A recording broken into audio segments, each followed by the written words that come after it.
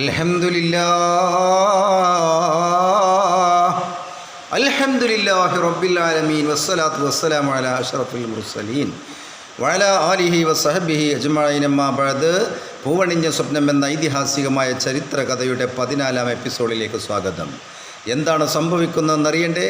ഏതൊരു ചരിത്രത്തിനും ഒരു നോവൽ എഴുതുമ്പോഴും എല്ലാ കഥാകൃത്തുക്കളും ഒരു കഥാനായകൻ ഉണ്ടാക്കുമ്പോൾ കഥാനായകിയും നായകിയും ഉണ്ടാവാറുണ്ട്. എന്നാൽ ഇവിടെ ഒരു കഥാനായകൻ ഇതുവരെ ഉണ്ടായിരുന്നു, അദ്ദേഹത്തിൻ്റെ ചരിത്രം നാം പറഞ്ഞു പോകുന്നു. ഇനി ഒരു കഥാനായകി ആവശ്യമാകുന്നു. ആരാണ് കഥാനായകി എന്ന് നമുക്കിങ്ങനെ പരിശോധിക്കാം. മാരിമഴരിബ് കേട്ട് എന്ന് മഹിമ പാതിയെ വരിത്തിടുന്നേ, ശൂരിതരാജന് തൈമുസന്ന് ചുരുതിയായി പേര് പറഞ്ഞിടുന്നേ. കൂറിയ രാജനില്ല കാലത്ത് കോമളയായൊരു മകൾ ജനിത്ത്, ആരും അസുന്ദരി കന്നിക്കൊത്ത് ആ കാലത്ത് ഇല്ല അപ്പോൾ സിനത്ത്. അതെ, മൊറോക്കോ പട്ടണത്തിൻ്റെ അധിപനായ, ആഫ്രിക്കയിലെ മൊറോക്കോ പട്ടണത്തിൻ്റെ അധിപനായ തൈമൂസ് രാജൻ എന്ന് പറയുന്ന ഒരു രാജാവുണ്ടായിരുന്നു.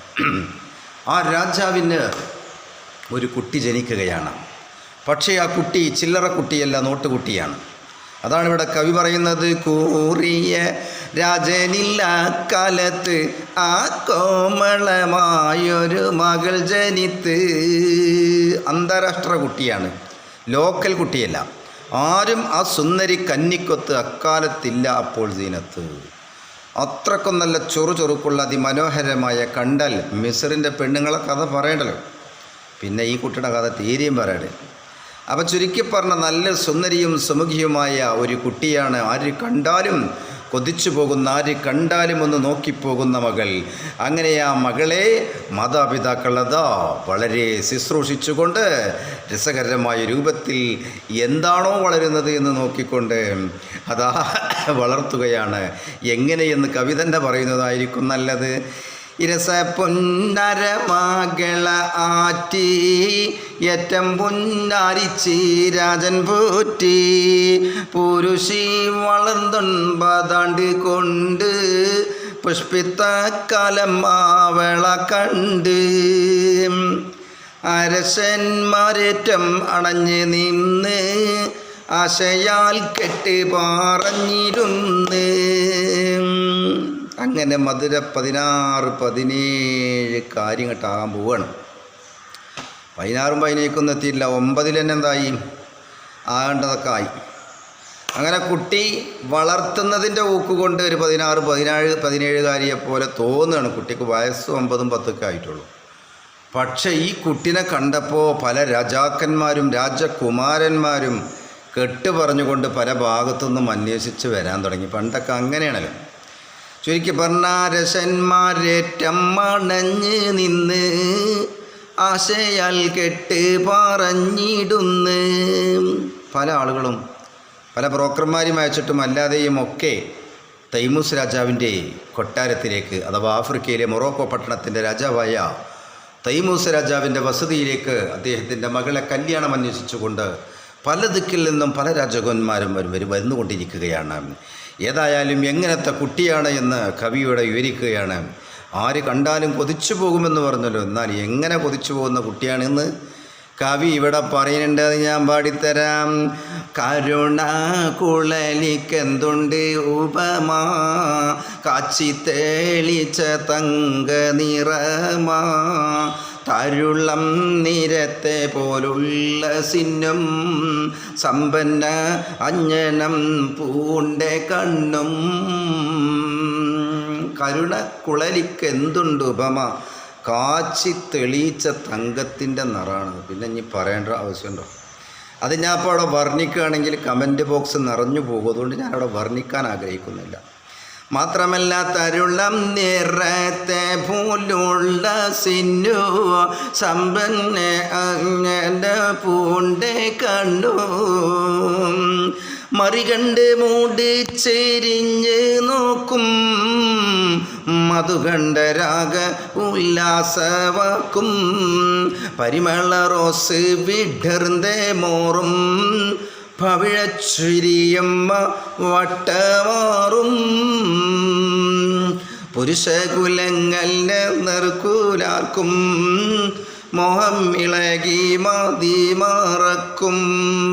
എന്നെപ്പോലുള്ള ആളുകളൊക്കെ ആ കുട്ടിയെ കാണുകയാണെങ്കിൽ പിന്നെ അവിടെ നില ഉറപ്പിച്ചാൽ അവിടെ അങ്ങോട്ട് നിൽക്കാൻ വയ്ക്കൂല എന്നാണ് പറയണത്. അങ്ങനത്തെ കുട്ടിയാണ് ഈ കുട്ടി എന്നാണ് പറയണത്. മദനക്കമനി ഒരു ദിനമാ മയങ്ങിക്കിടന്ന് വിരിപ്പാകമാ മതിയിൽ തിളങ്കും സുമുഖിയന്ന് മനതകം പോക നിലവ് വന്ന് അതിൽ പല പല ചിന്ത വന്ന് അടക്കി സബൂറായി മനസ്സ് നൊന്ത്. അങ്ങനെ കുട്ടിക്ക് പ്രായപൂർത്തി എത്തി ബുലുവായി എന്നാണ് ഇപ്പോൾ ഇവിടെ കവി പറയുന്നത്. അങ്ങനെ ഒരു ദിവസം കുട്ടി വിരിപ്പിൽ കടന്നുറങ്ങുമ്പോൾ ഒരു സ്വപ്നം കാണുകയാണ്. എന്താ സ്വപ്നം എന്ന് കവി തന്നെ പറഞ്ഞോട്ടെ. പതിവ് പോൽ വാമ ഉറങ്ങും പോതേ പാർത്ത് മനമുണ്ടാവള്ളാളുതേ പതിവ് പോൽ വാമ ഉറങ്ങും പോതേ പാർത്ത് മനമുണ്ടാവള്ളാളുതേ. കൈപ്പുറം പാവ.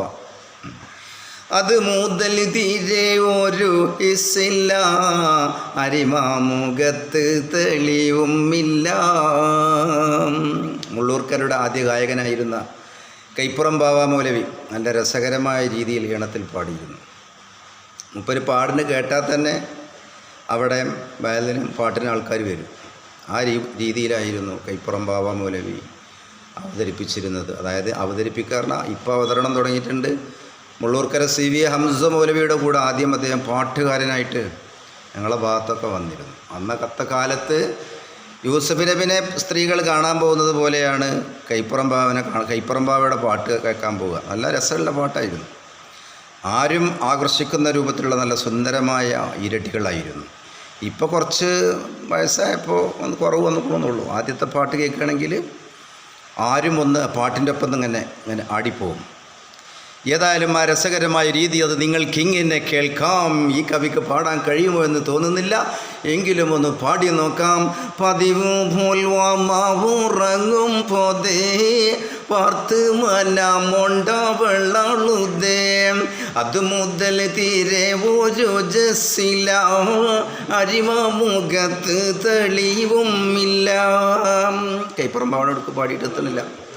ഏതായാലും അങ്ങനത്തെ സുന്ദരിയും സുമുഖിയുമായ ഒരു റാണി, ഒരു പെൺകുട്ടി ആർക്കുണ്ടായിരുന്നു? ആഫ്രിക്കയിലെ മൊറോക്കോ പട്ടണത്തിൻ്റെ അധിപനായ തൈമൂസ് രാജാവിനുണ്ടായിരുന്ന ആ കുട്ടി ഒരു ദിവസം മയങ്ങിക്കടന്ന് വിരിപ്പകമായെന്നാണ് പറയുന്നത്. ഉറങ്ങാൻ വേണ്ടി കിടന്നപ്പോൾ ഒരു സ്വപ്നം കണ്ടു. എന്തായിരുന്നു സ്വപ്നം? മനമിൽ കുളിരമ്മ പൊന്നാരമൂത്ത് മകളെ മടിക്കാതെ ചൊല്ല് തിരി. സ്വപ്നം കണ്ടെങ്കിലും കുട്ടിക്ക് പറയാനൊരു മടി. വാപ്പ പഠിച്ച പാട് പറഞ്ഞ കുട്ടിയെ എന്താണ് സ്വപ്നം പറഞ്ഞാലല്ലേ ഇപ്പം ഇതിന് പരിഹാരം ഉണ്ടാക്കാൻ പറ്റുള്ളൂ.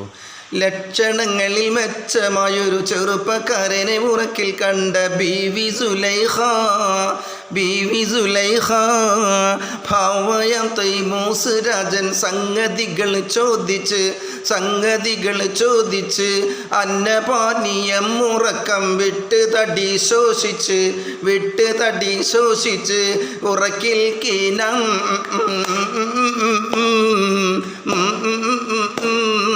യൂസഫ് സിദ്ദീഖ് തങ്ങളെ ബീവി സുലൈഖ.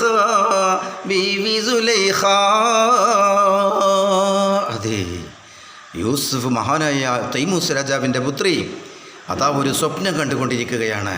ഹിനാവിൽ ഒരു അതിസുന്ദരമായ രൂപം. ആരാണെന്ന് ഭാവ ചോദിച്ചറിയുന്നു. കുട്ടിയുടെ ആ ദേഹവും ശരീരമൊക്കെ അതാ ശോഷിച്ചു പോകുന്നു. ആകെ പ്രശ്നമായി എന്താണ് സംഭവമെന്ന് വാപ്പാക്കിട്ട് പിടികിട്ടുന്നുമില്ല. ആ സമയം കനവിൽ കാന്നിന്തയാ സുന്ദര രൂപം കണ്ടേ മുതൽക്കൻ മനതിൽ താപം. വാപ്പ ചോദിച്ച് അവസാനം പറഞ്ഞു, ഇങ്ങനെ ഒരു സ്വപ്നം കാണുന്നുണ്ട്, സുന്ദര രൂപത്തിനെ കാണുന്നുണ്ട് എന്ന് പറഞ്ഞു. എന്നാ കുട്ടിയെ, നീ ഇമ്മയുടെ കുട്ടി ഇഞ്ഞി കടന്നുറങ്ങുമ്പോൾ ഇഞ്ഞി കാണുക ചങ്ങ എവിടുന്നാണ് ആരാണ് എന്താണെന്നൊന്ന് ചോദിച്ചെന്നാൽ വാപ്പ അതിന് പരിഹാരം ഉണ്ടാക്കി തരാ എന്ന് ആഫ്രിക്കയിലെ മൊറോക്കോ പട്ടണത്തിൻ്റെ അധിപനായ തൈമൂസ രാജാവ് തൻ്റെ മകളോട് പറഞ്ഞപ്പോൾ ഊരും പേരും മാറിവില്ല, ഊടൽ കോട്ടും സുഖമില്ല, ഉരക്കുന്നൂളം ഊണും ഉറക്കമില്ല, ഇതിവിധ ഉരത്തേറ്റം വ്യസനത്തിലാളുദമല്ല, മാറതിൽ അടിച്ചിട്ടും മാനം നൊന്ത് മൂഷിച്ചിടും, മഴശുക്കേ വിളിത്തേറ്റം ആളുകപ്പെട്ടും, രസതിൽ വനിതയാളനുഭവി തീടുകൈ കഷ്ടം. അങ്ങനെ കുട്ടി വാപ്പ പറഞ്ഞു, മോളെ എവിടുന്നാണ് ഈ സ്വപ്നം, ആരാണിതെന്ന് ചോദിക്കുകയൊക്കെ നീ ചോദിച്ചു നോക്കുക ഇനി ഉറക്കത്തിൽ കാണുകയാണെങ്കിൽ. അപ്പോൾ വീണ്ടും സുലൈഖ ഉറങ്ങാൻ വേണ്ടി കടന്നിരിക്കുന്നു.